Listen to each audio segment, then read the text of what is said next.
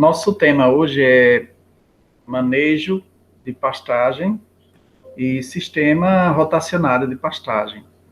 Então, nós vamos ver nesse assunto como planejar a passagem dos animais por piquetes e também ver algumas teorias sobre o consumo de pastagem. E, nesse caso, a gente vai conseguir fazer alguns cálculos para fazer o planejamento, né, de quantos animais por hectare nós poderemos produzir. De que forma a gente pode colocar os animais e fazer alguns exercícios. É claro que é uma forma inicial e depois vocês vão praticar pessoalmente, né, com outros exercícios. Então, inicialmente, a pastagem ela é afetada primeiro pelo clima, e esse clima ele tem uma influência através da luz, da temperatura e da umidade.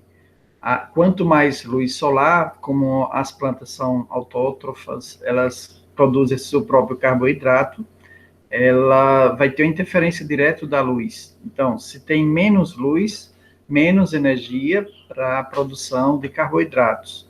A temperatura também ela vai interferir se ela estiver muito baixa, abaixo de zero, inclusive, as plantas praticamente paralisam o processo de fotossíntese e deslocamento de seiva. Com isso, a diminuição de produção também, de crescimento, de multiplicação celular. E a umidade, que é a água que vai trazer, né, basicamente, todo o deslocamento da seiva, fisiologicamente é um dos componentes mais importantes, vai trazer os minerais e também a água, ela é responsável pelo fornecimento de hidrogênio que vai fazer com que essa energia da luz solar seja deslocada de forma química. Então, a água é imprescindível, né? Sem água não há desenvolvimento nenhum das plantas, nem em desenvolvimento em termos de raiz, nem desenvolvimento em termos de caule, nem crescimento, nem produção de frutos, nada. Então, a água é importantíssima para as plantas, né? O outro ponto também que é importante, que pode afetar a pastagem, é o solo. Então, o solo, ele pode ser um solo fértil, de alta fertilidade, pode ser um solo de média fertilidade, pode ser um solo de baixa fertilidade, mas esses solos de média e baixa fertilidade, eles podem ser corrigidos em relação à questão química. Mas em relação à questão física, é uma característica, né, de estruturas físicas, de formação do próprio solo, e a gente não pode alterar. Então, se ele é arenoso, se ele é um solo franco, argiloso, ou síltico, a gente não consegue corrigir essas características físicas do solo, tá certo? Então, a gente vai apenas conviver e manusear essas características. E a pastagem ela vai desenvolver-se aí nesse solo. Então, se ela vai se desenvolver nesse solo, a gente tem que ter conhecimento dessas características e ter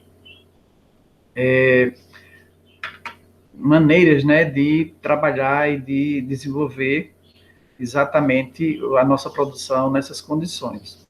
Então, a relação entre o número de animais na área e a forragem disponível, ela vai nos dar uma noção da quantidade de alimentos que a gente tem e da possibilidade de animais que a gente vai poder colocar naquela área. Então, a isso nós chamamos de taxa de lotação, ou seja, a quantidade de matéria seca que tem nessa forragem, naquele estágio, e a quantidade, eu tenho que saber também a quantidade de animais que eu vou colocar, porque eu sei a necessidade de alimentos que cada animal requer. Então, nesse sentido, a taxa de lotação de uma área seria o número de animais por unidade de área, né? E aí nós dizemos que essa unidade de área, internacionalmente, é conhecida como o hectare.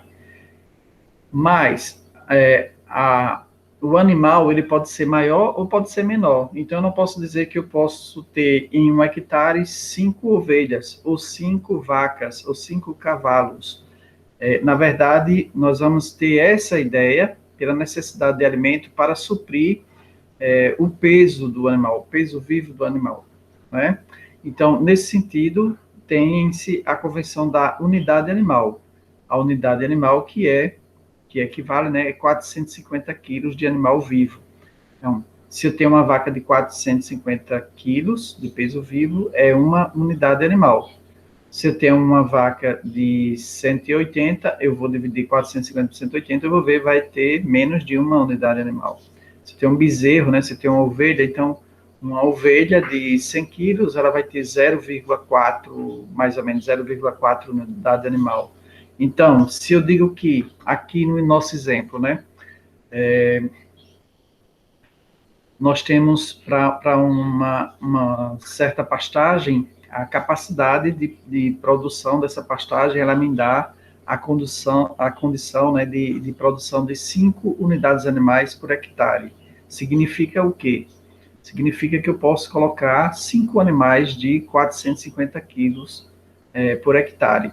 Ou, se o animal tiver 900 quilos, eu tenho cada animal, eu tenho 2 unidades animais. Então, eu vou colocar 2 animais adultos de 900 quilos e posso colocar ainda um outro animal de 450 quilos. Então, digamos, 2 touros adultos, né, de 900 quilos. Então, vejam que essa medição e essa produção de forragem e esse consumo de forragem pelo animal, ele está diretamente ligado à quantidade de alimentos ou de matéria seca necessária para suprir as necessidades da unidade animal, de 450 quilogramas, ok? Então, nós temos, nesse sentido, uma pressão daquela daquela condição que a forragem tem de, naquele solo, naquela temperatura, naquele clima, no geral, de produzir e suprir os animais dessa necessidade de matéria seca.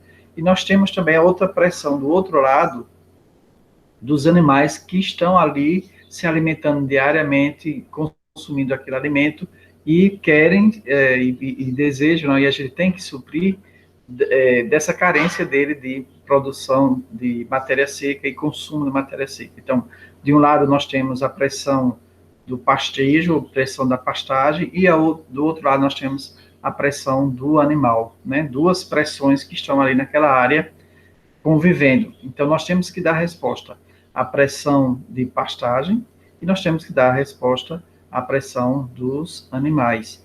Então, essa pressão, essa intensidade do pastejo, nós colocamos como o número de animais por unidade de forragens disponíveis. Então, qual o número de animais que nós vamos colocar em 1 hectare e qual a nossa forragem disponível, qual a quantidade em quilogramas, né, por hectare que nós temos disponível de matéria seca.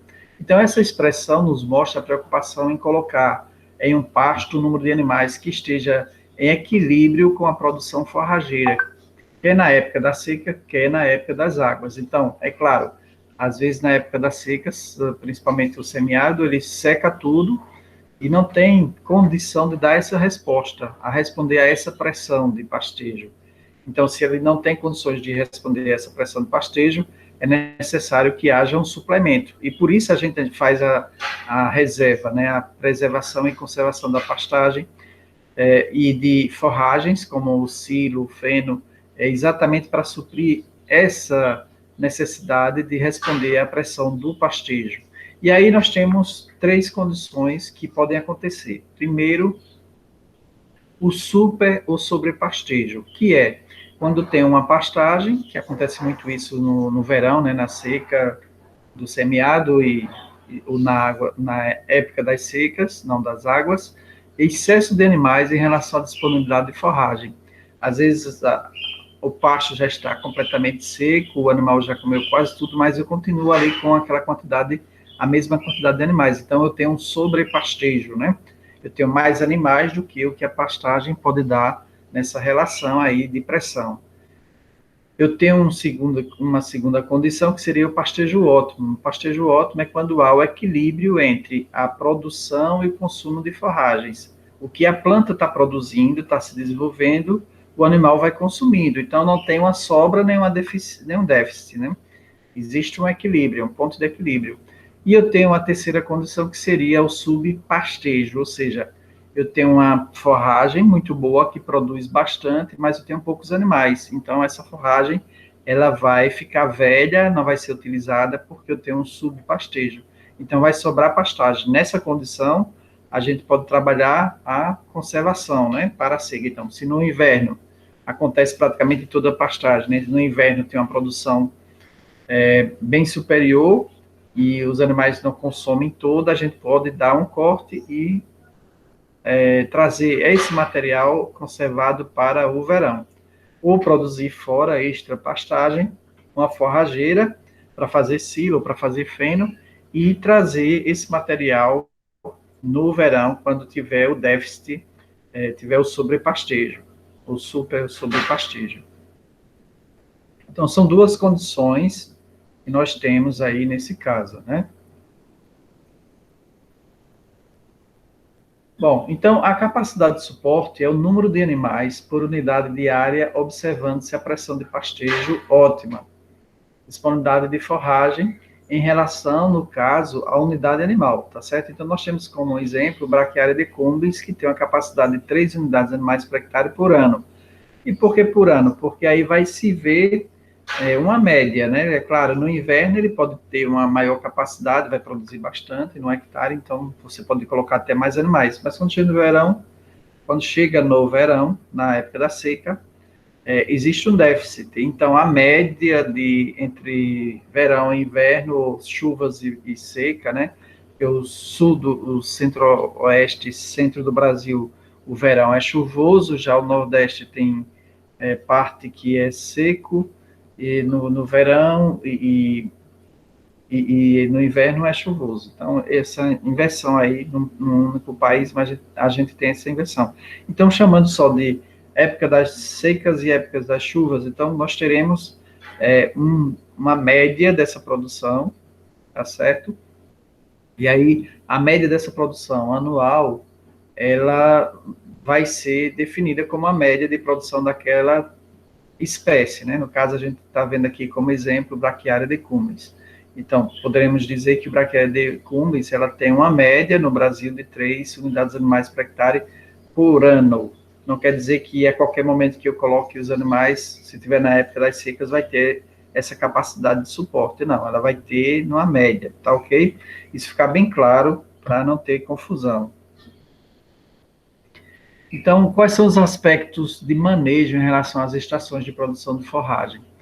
Primeiro, manter a capacidade de suporte adequada. A gente tem que fazer os cálculos, observar as espécies, ver se ela se adapta ao solo, ao clima, para poder manter essa capacidade de suporte adequada, não colocar animais de mais nem de menos e saber utilizar a forragem de forma adequada para não destruir essa produção. Se você planta e coloca os animais em sobrepastejo e toda a sua produção de forragem se acaba naquele período, então você vai ter que fazer uma nova implantação. Então, cada implantação de uma nova pastagem, isso quer dizer que você vai ter mais custos, e esses custos significa que você vai estar perdendo dinheiro, né? Então, um outro ponto é formar pastagens com misturas de espécies, diferentes hábitos de crescimento vegetativo e palatabilidade. Por quê? Isso vai fazer com que haja, primeiro, uma maior disponibilidade e variedade de pastagem, assim como também os animais podem aproveitar aquele mais palatável em um certo momento e o menos palatável vai ficando como reserva. Depois, em outro momento, se acaba um, tem um outro como reserva que vai suprir essa necessidade. Se um é suscetível a cigarrinha ou outra praga e há um ataque, fica uma outra espécie que vai dar o suporte, tá certo?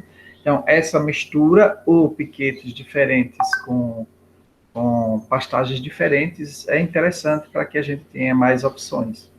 Então, outra questão também é reduzir a carga animal antes das pastagens entrarem em repouso, ou seja, se as pastagens vão entrar em repouso, a gente diminuir a carga para que a gente não vá fazer um sobrepastejo e cortar, né, os meristemas apicais, diminuir o tamanho e a altura do pasto e não dar condições de ela se recuperar no período de descanso. Então, a gente vai ver que É importantíssimo a gente dar um período de descanso das pastagens para que elas se recuperem, e elas recuperem essa produção para que o animal, quando entre no piquete, ele tenha sempre o estado ótimo da pastagem, não aquele estado onde a pastagem já esteja degradada e ele não vai ter um suporte forrageiro necessário para o desenvolvimento, né, para desenvolver suas capacidades genéticas e potenciais como pressão de animal. E aí, nesse caso, a gente tem que ter esse planejamento e esse cuidado.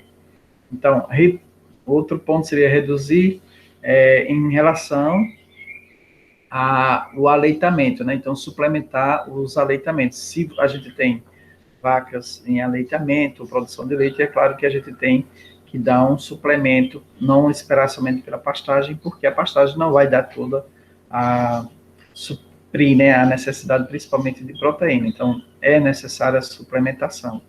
Cuidar que as aparições ocorram do início do desenvolvimento vegetativo, ou seja, é interessante que a maioria das aparições aconteçam no período das chuvas, período das águas, porque vai ter uma maior produção e aí vai ter uma melhor condição de que haja uma produção maior de leite. É claro que quando se tem uma propriedade que tem parição e vacas que vão manter produção de leite para comercialização o ano inteiro, é necessário que haja uma sincronização para que não fique parado também, né?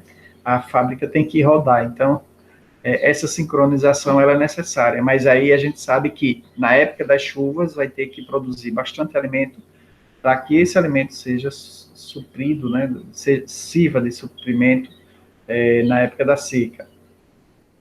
Então, cuidar que as aparições ocorram no início do desenvolvimento vegetativo. Então, esse desenvolvimento vegetativo, ele está mais voltado, está mais intensivo no período das águas. Então, tomar cuidado com as perdas d'água por escoamento, por exemplo, né? Então, tratando de controlá-las, favorecendo a área de filtração, deixar a área de reserva de forragem. Então, essa questão do controle das águas está relacionada também com a conservação do solo, né? Então, aumentar os espaços de infiltração é um outro estudo que eu acho que vocês virem em solos, né, em fertilidade do solo, na disciplina lá, as formas de conservação. E aí, nas formas de conservação, existe também várias formas de você fazer com que a água ela fique sendo segurada, né, ou preservada, para que ela não escorra toda pelo solo e vá embora e não infiltre nada no solo. Então, a partir do momento que a gente cria barreiras para que a água não se escoa rapidamente, essa água ela vai ficando no solo e vai aumentando a possibilidade de que ela seja utilizada pela forragem e haja um maior desenvolvimento. Então, ter esse trabalho de conservação da água também junto com a conservação do solo. Não é nada isolado, mas os dois juntos. Então, a forragem ela deve estar sempre quando o animal entra no piquete, numa forma em que vai suprir todo o potencial que o animal tem, genético, né, de potencial animal, para desenvolver suas características e sua produção. E aí a forragem, para dar essa resposta, ela tem que estar também tendo que ter todo o seu potencial vegetativo, baseado em um solo que dê uma resposta de adubação, de nutrientes, uma quantidade de água suficiente e uma insolação suficiente. E sem o sol, nada disso acontece, porque a fotossíntese também ela necessita, né, essencialmente do sol. Então, o solo, a água, isso é muito importante para que a condição vegetativa seja atingida, sobre a pressão de pastagem que a gente está falando, né? Então, existem vários sistemas de manejo, de manejo de pastejo, de pastagem, né?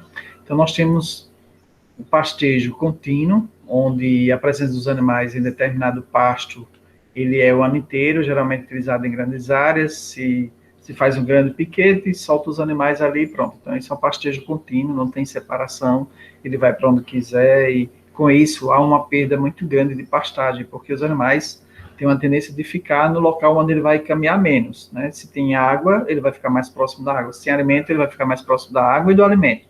Então, se tem uma pastagem lá longe, ele não vai lá. Se tem água e alimento aqui, um suplemento, tem água aqui, eu vou lá para o outro lado para quando quiser beber água voltar. Então, existe essa dificuldade. Então, os grandes piquetes de muitos hectares teria que ter muitos pontos de água para que o animal fizesse um certo rodízio nele.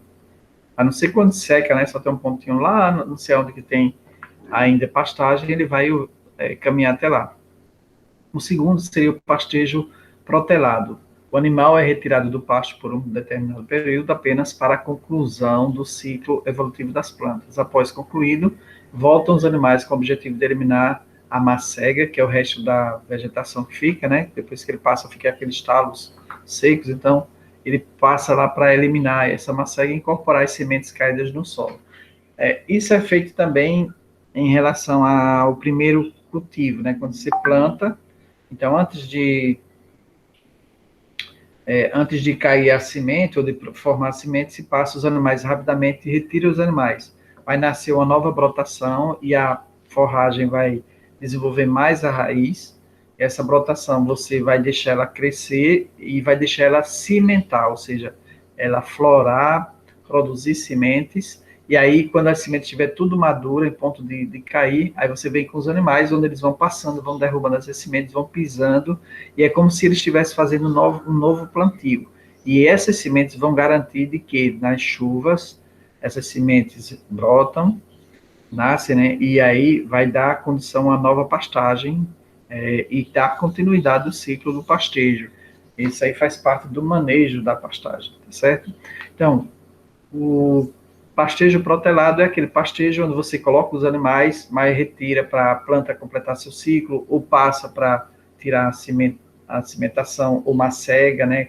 Quando as plantas estão com os galhos secos, você quer dar uma desbastada, uma baixada, então faz esse pastejo protelado, onde você usa um período e tira os animais, depois volta para ir controlando o pasto, tá certo? Esse é o pastejo protelado. Então, nesse caso, a gente tem que ter várias alternativas de áreas, né, para tirar os animais para uma área, para outra. Pastejo estacional deferido pressupõe a divisão de áreas em duas, em que ora os animais pastejam em uma, ora em outra. Neste caso, objetivando três condições: reservar um pasto para ser pastejado na seca, recuperar pastos debilitados através de descanso e permitir a sementeação de uma pastagem. Então, esses três casos aí fazem com que a gente tenha esse pastejo estacional ou deferido, né? Então, esse pastejo estacional e deferido é praticamente o início do pastejo rotacionado, só que aí, no caso, a gente usa menos piquetes, né? Eles estão ora em um piquete, deixando o outro descansar, depois volta para o antigo e assim vai. Ou deixa as plantas crescer, ou deixa nascer semente para poder garantir a próxima geração da pastagem. E dessa forma, nós temos um pastejo estacional ou deferido. E o quarto, nós temos o pastejo rotacionado em faixas também. Consiste em dividir a área em faixas através de cercas móveis ou cercas elétricas, ou seja, nós podemos ter uma área. Deixa eu ver se eu consigo aqui fazer para frente.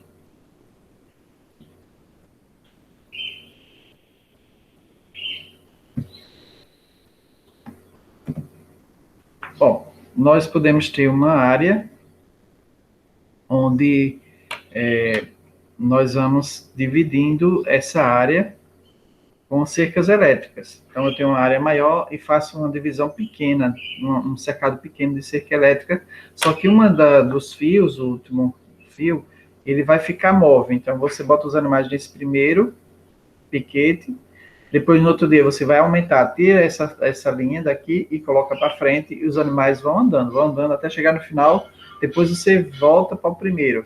Então, de uma tirada para outra, pode ser um dia até 7 dias, tá certo? Os animais podem ficar no piquete até 7 dias. E essa andada vai fazer com que, durante um mês, ele chegue no último, e aí, depois de um mês, ele volta para o primeiro. As plantas terão descansado pelo menos um mês. Com isso, as plantas já cresceram 4 semanas e tem condições de novo de receber os animais. Se não tiver condições, aí você tem que ter uma divisão maior para passar mais tempo para poder voltar com essa pastagem recuperada. Então, esse é o pastejo rotacionado em faixas. E aí nós temos o pastejo rotacionado e mais sofisticado, que nós chamamos de racional, tá? Seja pastejo rotacionado ou pastejo racional, que é aquele onde a gente vai dividir toda a propriedade em piquetes, de forma que o animal fique pouco tempo naquele piquete e quando ele entra, aquele pastejo, aquela pastagem já esteja recuperada, esteja em seu melhor estágio para dar essa resposta, né, dessa pressão do animal sobre a pastagem, ela tenha condições de oferecer o necessário para o animal se alimentar e responder a essa pressão. Então, as vantagens de implantação do sistema rotacionado são: o animal caminha menos e pasteja mais. Ele não vai ficar procurando um pouquinho ali onde é que está melhor, onde é que tem água, porque está tudo ali perto. Ele vai entrar no piquete onde a pastagem está boa, onde tem bastante alimento e onde tem água disponível. Então, água ad libitum, ou seja, à vontade. Sempre a água vai ter que estar à vontade. Se vocês tiverem alguma pergunta, não entender algo, pode falar aí, viu? Diminui o estresse, porque o animal não precisa estar procurando alimento nem água. Melhora a conversão em leite e carne, porque ele vai estar se alimentando mais, então vai ter uma resposta direta na produção de leite e na carne. A melhor distribuição dos excrementos, fezes e urina, ou seja, ele vai, naquela área menor, esses animais eles vão defecar e urinar e vão estar fazendo a pacagem, né? Então trazendo novos minerais para aquela área. Normalmente são os minerais que saem da própria vegetação que ele está se alimentando, né? Mas ele está devolvendo em outra forma já, passado pelo rumen, quebrado, né? Passado pelos micro-organismos, e aí você vai ter uma outra forma mais rápida de dar uma resposta ao solo. Então, essas fezes e urina que voltam na forma de ureia, de amônia, de cálcio, magnésio, fósforo, potássio, enxofre, todos esses minerais que voltam nas fezes, eles vai servir de novo de alimento para micro-organismos que vão colonizar esse solo. E aí, com a colonização desse solo, vai aumentar a fertilidade real do solo. Não é igual você jogar uma ureia, por exemplo, porque essa ureia ela vai dar uma resposta imediata, mas ela acidifica o solo e ela vai ser temporal, né? E pode dar uma chuva e foi embora a sua ureia. Já quando os animais deixam os excrementos, no caso o esterco, ele vai dar uma resposta por 2 anos, né? Vai ficar aquele esterco ali sendo decomposto e vai servir de alimento para os micro-organismos do solo por muitos meses ou até 2 anos. Então, com isso, há uma resposta bem mais longa e mais efetiva quando é feito uma adubação orgânica, né? Então, também melhora o aproveitamento das pastagens. Esse aproveitamento com nitrogênio, que vem exatamente da urina, que tem ureia. A ureia ela é formada por 2 moléculas de amônia, então tem bastante nitrogênio, e essa ureia vai nutrir o solo, né, vai trazer nitrogênio para que seja absorvido pelas plantas.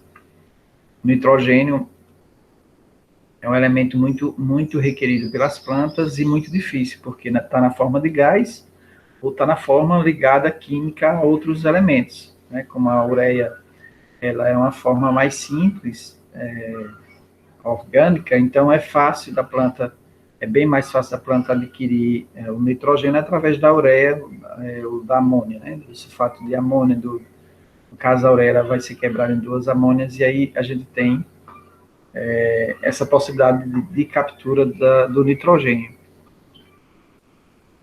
Há também um melhor controle do ecto e endoparasitas. Por que isso? O que é que vocês acham? Por que há um controle maior com pastejo rotacionado?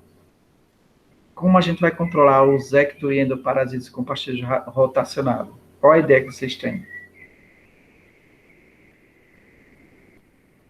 Eu creio que seja, tipo, como os animais vão ficar um período de tempo determinado de uma área para outra, vai evitar a proliferação dos parasitas, né? Uhum, Evitar a perpetuação da espécie, né, do parasita na área. uhum. Vai ter uma quebra do ciclo, né? Porque se você tem um animal o mês inteiro naquela mesma área, o parasita, por exemplo, o ectoendoparasita, ele vai conseguir completar todo o seu ciclo, né, de 21 dias, de 16 dias, com o animal ali. Então, ele vai cair no solo, ele vai para a planta, o animal vem de novo, pega esse animal, ele entra ou ele é ingerido pelo animal. Então, se dá toda a condição para que o parasita faça seu ciclo. Quando você divide em piquetes, o animal pode defecar um óvulo de um parasita agora, ou se for um carrapato, o carrapato pode cair, né? Embora o carrapato ele passa meses, é difícil o filho da mãe de controlar, né? O carrapato fica até um ano lá esperando quem chegue. Então, mas aí, se for um endoparasito, ele, quando ele defeca, vai ficar ali os óvulos, mas se não houver uma contaminação dentro de 8, 10 dias, esse ovo ele vai morrer, ele não vai ficar viável eternamente, né? Esperando um mês. E com isso, esse piquete que ele passou 2 dias, ele se ele defecou ali algum ovo parasita, ele passa para outro. Já esse ovo ele só vai voltar 30 dias depois. Quando voltar, esse material já está inviável. Com isso, você quebrou o ciclo do endoparasito. E do ecto, só alguns parasitos que inclusive míase, tem a mosca, né, o piolho, esses parasitas mais frágeis que existem, né, em relação à ovelha, cabra, bovinos também. Então, eles têm também uma diminuição. Nem sempre a gente consegue acabar somente com a diminuição da passagem, mas dá uma diminuída bastante, né? Porque aí não vai ter esse ciclo todos os dias, não vai ter animal deixando parasita, outros pegando, né? Então, com tudo isso aí fica mais fácil. E aí fica bem mais fácil se há uma aplicação de aplicação de vermífugo, aplicação de algum produto que vai quebrar também, matar principalmente os adultos, né, desses parasitas. Então, se você mata os adultos e você só volta 30 dias depois, consequentemente vai ter menos adultos ali para infectar os próximos animais, os próximos que passarem, né? Então é isso. A, a, esse vazio que existe na pastagem, né, de alguns dias, faz com que haja essa quebra de ciclo. Então, com isso, vai controlar os ecto e endoparasitas. Agora, falando direto, alguém quer falar mais alguma coisa antes de eu passar para o próximo ponto? Não, assim, professor, dependendo da espécie da pastagem, né, do tipo de braquiária ou outra espécie forrageira, há diferença no tempo, né? Diferença no tempo de descanso da pastagem da área. Sim, sim, sim. Sim, porque tem algumas forrageiras que com 25 já estão prontas para receber animal. Tem algumas que só depois de 30, tem, dependendo também do clima, né? Quando é na época das chuvas, essa resposta é mais rápida. E quando é na seca, às vezes nem tem condições de voltar o animal, né? Então, a não ser que você tenha irrigação. Então, com a irrigação, a gente consegue ficar o ano inteiro com a pastagem produtiva. Mas se não tiver, no verão nosso, que é pesado, ela vai ter uma baixa muito grande. Mas aí as pastagens elas vão ter uma variação entre 27 a 35 até 45 dias, entendeu? Os capins de torcer, esses capins mais grossos, mais altos, eles precisam de pelo menos 45 dias. Já o Tifton, capim, vamos dizer outro, Angola, esses capins Buffalo, se tiver irrigação, ele volta logo, chuva, com 30 dias eles estão prontos, entendeu? Mas aí depende do tipo de capim, é claro. Aí a gente, por isso, na pastagem, eu falei aqui antes que é interessante ter também uma mistura de espécies, né? Então, nesses pastejos é interessante ter uma mistura, exatamente porque às vezes a gente tem um que responde mais rapidamente e em alguns momentos eu vou precisar dele. e outros que respondem mais lentamente, mas que têm uma produção maior de matéria seca, aí também eu posso usar. E a mistura deles vai dar um certo equilíbrio, entendeu? Essa mistura. Para quem tem irrigação é ótimo, mas para quem está no verão sem água nenhuma, aí vai ter que ter um suplemento. Não tem para onde correr, vai ter que ter um suplemento. Bom, então, para o pastejo rotacionado, rotativo, a gente tem algumas exigências, tá certo? É como se fossem regras. No sistema rotacionado, prevê-se algumas diretrizes iniciais. Primeiro, o período de ocupação do piquete tem que ser entre 1 a 7 dias, não deve ser mais do que 7 dias, tá certo?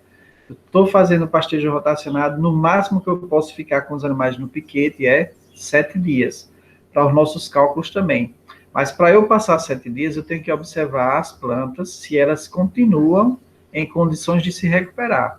Eu não posso colocar os animais numa pastagem e quando for 7 dias depois vai olhar só está o talo, né? Só a raiz. Elas vão passar uns 3 meses para se recuperar. Então, você deixou muito tempo. Sempre a gente vai ter que observar o meristema apical, né? Aquela pontinha que tem os galhos onde saem as folhas. Elas têm que ficar intactas. Ela vai ter uma folha grande e aí ela vai deixar o animal cortar até onde chegar a pontinha lá onde nascem as novas folhas. Não pode comer aquela pontinha. Então, sempre observar o meristema apical, ele tem que ficar intacto. Então, se o animal começou a se alimentar do meristema apical, a gente está acabando com a forragem. Então, vai ter que esperar muito tempo, muito mais do que 30 dias. E aí, não pode fazer isso. Então, a gente vai ter que deixar os animais a quantidade de tempo e a quantidade de animais também, que mantenha as características da planta, as características de reserva, né, uma quantidade de reserva e o meristema apical para que ela se recupere dentro daqueles dias que vai ter de descanso, que vai ser entre 20, né, o segundo ponto aqui, o período de descanso é de 20 a 45 dias. Então, é esse o período que a planta vai ter para se recuperar para retornar aos animais. Então, se a gente observa que a nossa planta só se recupera depois de 60 dias, eu vou ter que ter outros piquetes para segurar esses animais até 60 dias. Então, por isso que tem que ter uma estrutura maior, com maior número de piquetes, para que haja essa rotatividade. Bom, a área disponível por unidade animal, não é por animal, tá certo? É por unidade animal, ou seja, cada 450 quilogramas por dia de permanência do piquete, tem que ter uma área, dependendo da forragem, de 30 a 150 metros quadrados. Ou seja, se eu estou trabalhando com um pânico máximo, com um tobiatã, sei lá, um capim, um Tanzânia, que tem 1 metro de altura, eu preciso somente de 30, 40 metros por unidade animal, para cada 450 quilogramas. Mas se eu estou trabalhando com um búfalo baixinho, lá pequenininho, que tem pouca matéria seca, então eu vou ter que ter uma área maior, de lá para os 150 metros. Então, a área disponível por unidade animal, ela vai variar entre 30 para uma planta que deu uma produção muito alta, para 150 metros quadrados por unidade animal, para uma planta que tenha uma produção menor. Entendido aí?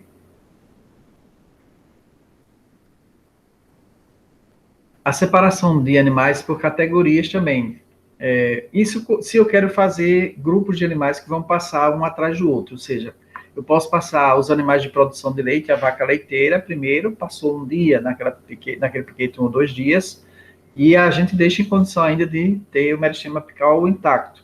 Aí depois eu venho com as novilhas, depois venho com as matrizes, tá certo? E depois as vacas secas. Então, isso aí vai fazer com que dentro de alguns dias tenha 3 ou 4 grupos passando, mas eu tenho que garantir que essa pastagem vai manter as suas características de reserva ou o seu potencial de recuperação intacto. Eu não posso destruir. Toda vez que eu passar os animais, destruir tudo. Aí eu vou ter que reimplantar, plantar o capim, vai esperar mais 3 meses no mínimo.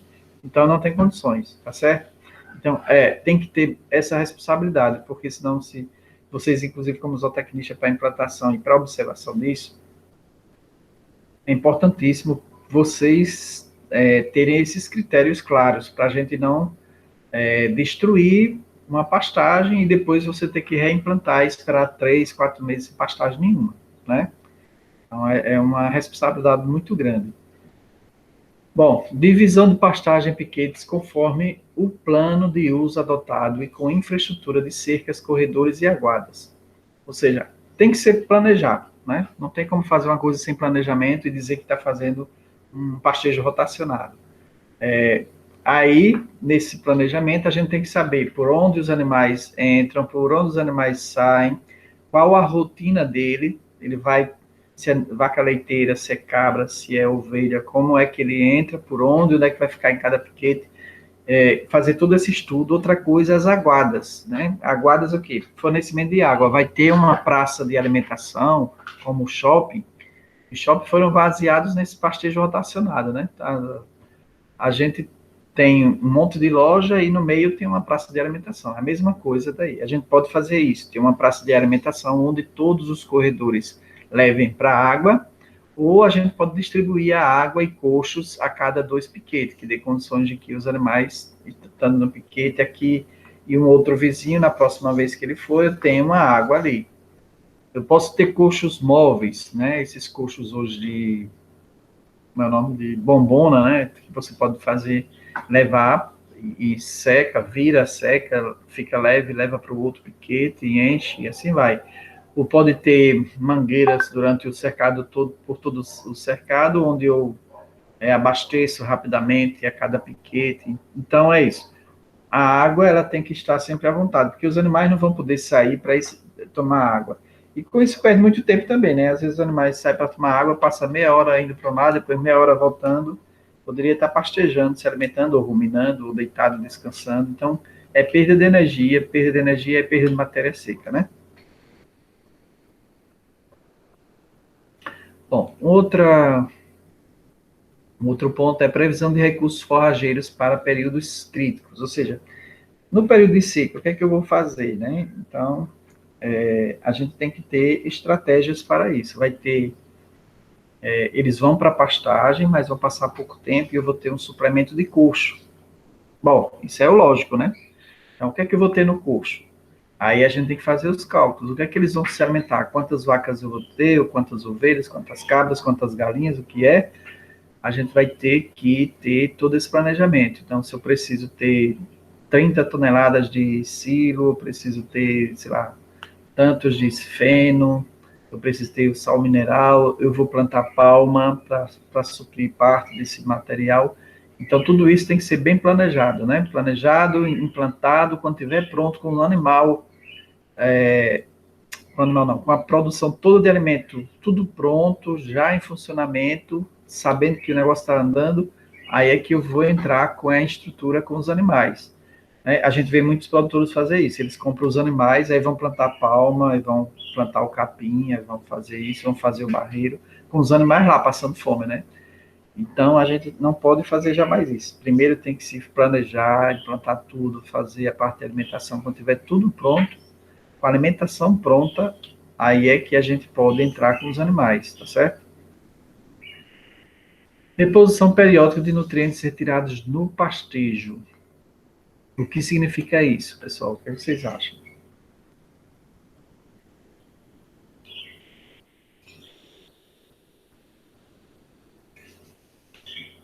Olha lá, reposição periódica de nutrientes retiradas no pastejo. É adubação da pastagem, não. Uhum. Por que reposição? Repor o que o animal consome, né? Uhum. Da pastagem. Isso. Porque as plantas elas se desenvolvem retirando os minerais do solo, não é isso? Então o solo vai se exaurindo. A cada ano que se passa, as pastagens crescendo, o animal consumindo aquela pastagem não retorna. Se toda a fezes dos animais voltassem para o solo, mesmo assim ainda iria ter carência, porque aquilo que é formado de carne do animal, ele vai embora com o animal, não fica ali, né? Então, tem que ter o quê? Uma reposição desses nutrientes, principalmente nitrogênio, fósforo, potássio, NPK, né? Aí nós temos cálcio, magnésio, enxofre, a água, todo esse material que é retirado daquele ambiente, ele deve ser reposto, principalmente os minerais. É claro que tem solos que têm uma fertilidade para trabalhar 300 anos, não vai ter problema. Mas a maioria dos nossos solos são solos de média a baixa fertilidade. Então, essa reposição, pelo menos de matéria orgânica, é importante, é muito importante. E se você tem uma pastagem, um consumo ali constante e contínuo durante todo o ano, ele vai ter esse desgaste durante o ano. Então, pelo menos uma vez pelo ano é importante fazer uma adubação na pastagem. A gente não pode criar os animais pensando que a pastagem é algo que não se deve ter cuidado. Isso é um grande erro, né? Pelo contrário, a nossa fonte de nutrientes de alimento para os animais é a pastagem. Então, a gente tem que ter a pastagem e as forrageiras. A gente tem que trabalhar elas como culturas principais, né? Como é o feijão, como é o milho, como é a banana, sei lá, toda a alimentação humana. Então, a gente está produzindo, na verdade, alimento para o ser humano também, né? Primeiro o leite, que serve para os bezerros e para o ser humano, e a carne e tudo mais. Então, essa produção, ela tem que ser uma produção com toda a segurança de que vai ter uma manutenção. Na nossa aula, vamos ver agora os cálculos para planejamento de pastagem rotacionado.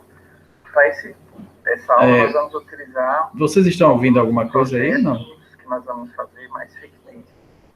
Está ouvindo o áudio do slide, né? Deixa eu baixar o som aqui. Eu não sabia que estava com áudio esse aqui. Vamos lá.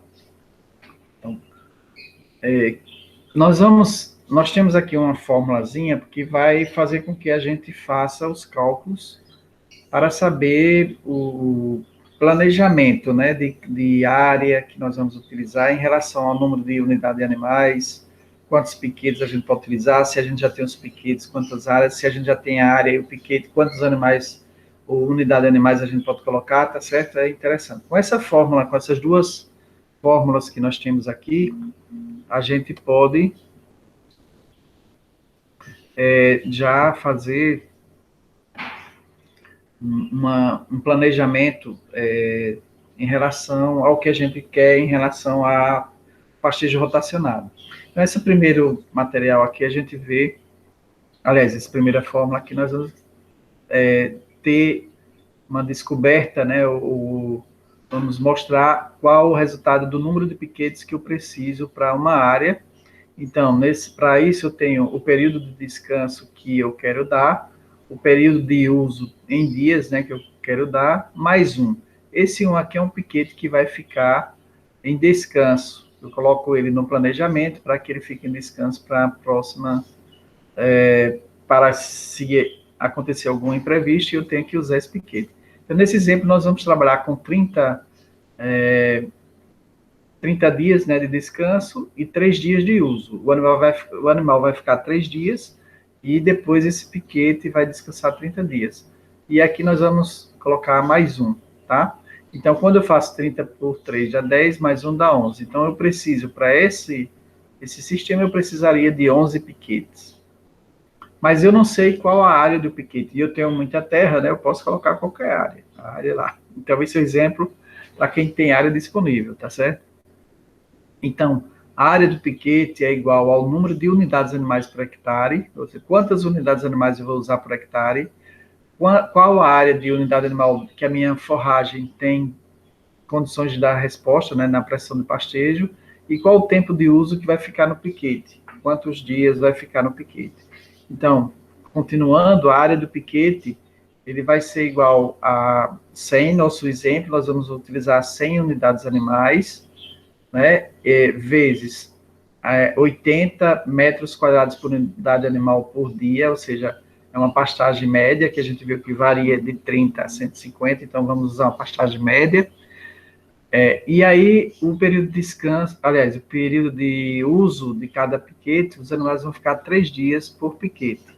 Quando a gente faz essa multiplicação, aqui a gente vai ter a resposta, né? Se a gente vê aqui, corta dia por dia aqui, a gente vai ter, dia vai ficar embaixo, dia em cima, se corta dia por dia, vai ficar o resultado em hectare. Então, a resposta nós teremos a área de piquete de 2,4 hectares, tá certo?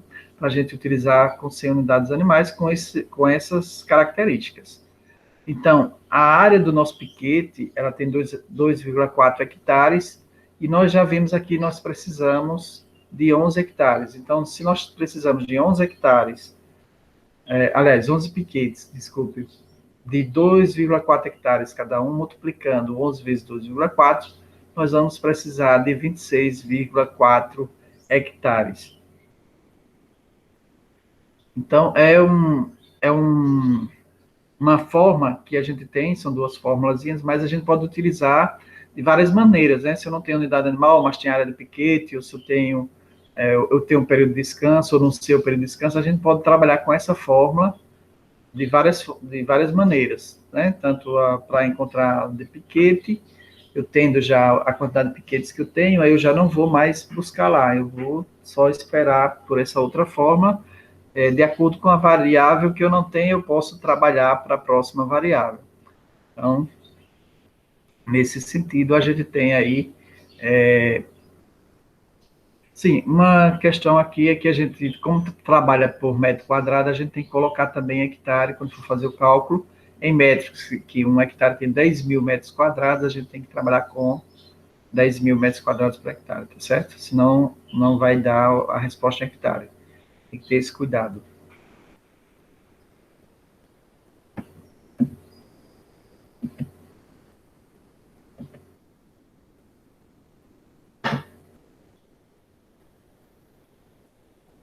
Bom, um outro exemplo, nós chamamos aqui de exemplo 2, vamos aproveitar algumas coisas daquele mesmo lá para continuar, certo? Então, tomando por base uma nova área disponível, nós temos 30 hectares agora. Olha, eu tenho 30 hectares para trabalhar, eu vou manter 3 dias de uso por hectare, então os animais vão ficar 3 dias por piquete, aliás, e 30 dias de descanso. E nós temos também 11 piquetes, é o que a gente já viu naquele outro exemplo. Vamos usar. O tamanho de piquete será a área disponível para o número de... aliás, o tamanho do piquete será a área disponível para o número de piquetes. Então, nós temos 30 hectares, que é a área que a gente viu, dividido por 11 piquetes, dá 2,7 hectares por piquete. A gente já viu isso anteriormente. Vamos fazer. Então, qual o número de unidade animal? Eu não sei qual o número de unidade animal que eu poderei trabalhar. Eu vou buscar o número de unidade animal. Então, esse número de unidade animal, para eu encontrar, eu vou trabalhar com aquela segunda forma, e a área do piquete é igual ao número de unidade animal, é isso que eu quero saber, vezes a área por unidade animal, que depende da forrageira, vezes o número de dias que vai ficar por piquete. Então, a área do piquete a gente já tem 2,7 hectares, né? Então, nós colocando, se a gente coloca aqui a área do piquete 12,7 e preenche aqui a área por animal, e o número de dias, que a gente já sabe que é 3, a gente vai ter área por animal por dia 80 metros quadrados. A gente vai ter, então, o cálculo aqui final, tá certo? Então, nós temos número de dias de piquetes, 3 dias, né? Então, nós vamos ter a área do piquete, vai ser 2,7 hectares vezes 10 mil, nós vamos ter 27 mil metros quadrados. Número de unidade de animais, a gente quer encontrar, não é isso? A área por unidade animal são 80 metros quadrados por dia, e o número de dias que vão ficar os animais em cada piquete, 3 dias. Então, puxando isso para cá, nós vamos ter o número de unidade animal é igual a 27 mil metros quadrados, dividido por 240, que é 80 vezes 3, né? 3 vezes 8, 24, 240 metros quadrados. Então, nós cortamos metros quadrados com metros quadrados, ficou apenas unidade animal. Então, o número de unidade animal vai ser igual a 27 mil dividido por 240, que dá a 112 unidades animais. Então, nessas condições, de 30 hectares eu tenho 30 hectares, eu posso utilizar 112 unidades animais. Então, é apenas um uso, né, da fórmula para as condições que se tem, uma segunda possibilidade. Mas aí, com essa fórmula, você pode jogar, né, para lá, para cá, o que você precisa, tá certo?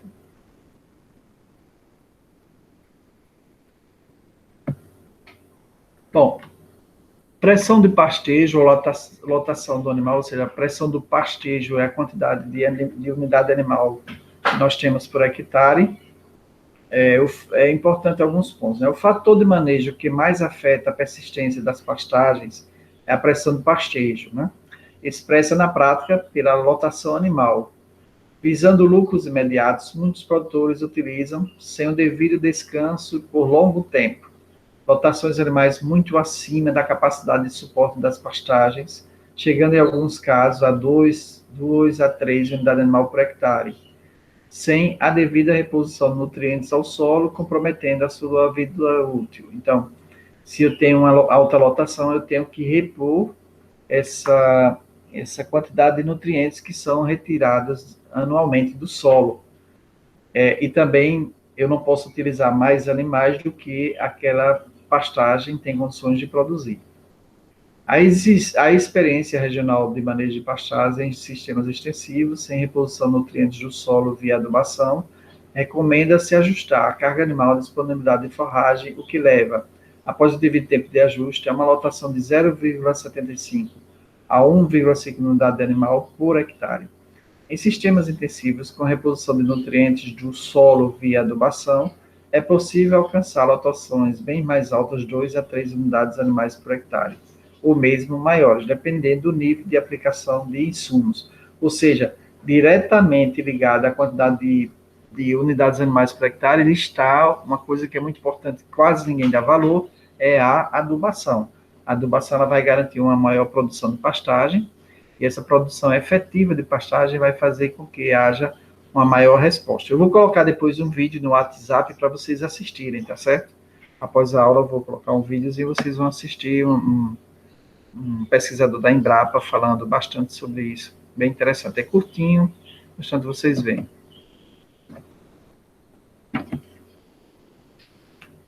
Bom, esse foi o material que a gente tinha para a aula da semana passada, né? Então, a gente viu esse primeiro, vamos ver, então, em seguida. Vamos fazer um intervalozinho, pode ser?